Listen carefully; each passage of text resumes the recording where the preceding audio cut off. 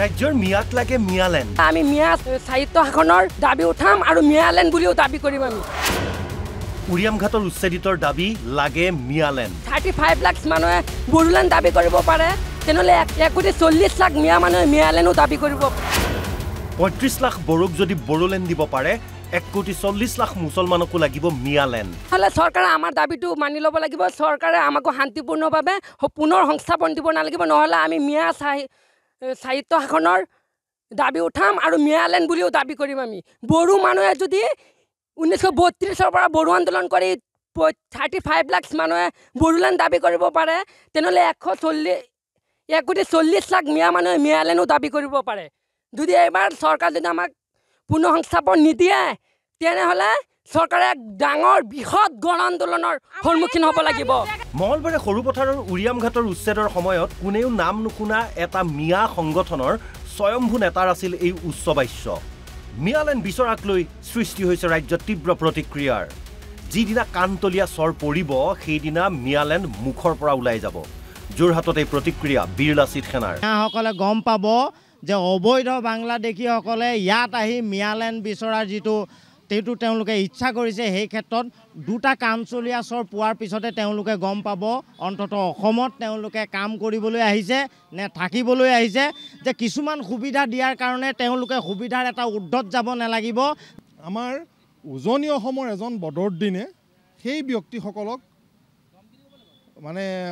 ব্যক্তিসকলৰ সপক্ষে মাত মাতি যি পৰিৱেশ সৃষ্টি কৰিছে, তাৰ কাৰণে এওঁলোকে এই কথাষাৰ ক'বলৈ সাহস পাইছে। অনাগত সময়ত এনেকুৱা মন্তব্যৰ পৰা আপোনালোক বিৰত থাকিব, কাৰণ অসম সদায় অসমীয়াৰ বাবে। আপোনালোকৰ নিচিনা বংগমূলৰ মিয়া যিসকল, সেই বংগমূলৰ মিয়াসকলৰ কাৰণে অসম ভূমিখন সুৰক্ষিতও নহয়। গতিকে আপোনালোক ইয়াৰ পৰা যাওকগৈ। আপোনালোকৰ জনসংখ্যা এই কুকুৰে পোৱালি দিয়াৰ দৰে আপোনালোকে জনসংখ্যা বঢ়াই নিব, আৰু আমি আপোনালোকক বেলেগকৈ স্বায়ত্ত শাসন বা এটা লেণ্ড ঘোষণা কৰিব লাগে।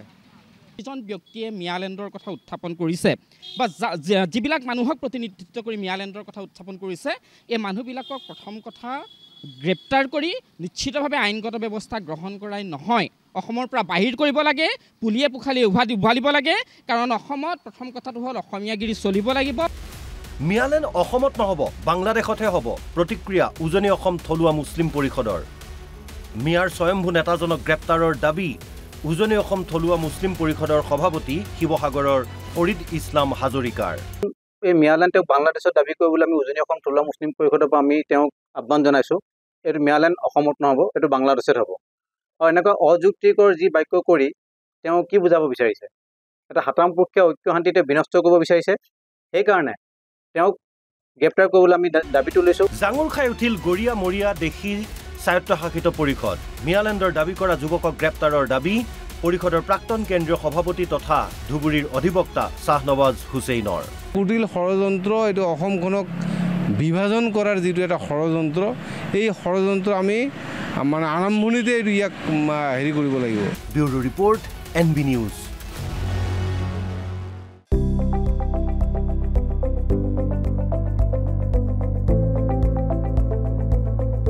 NB নিউজ, সহজ সৰল ভাষাত নৱভাৰতৰ কথা।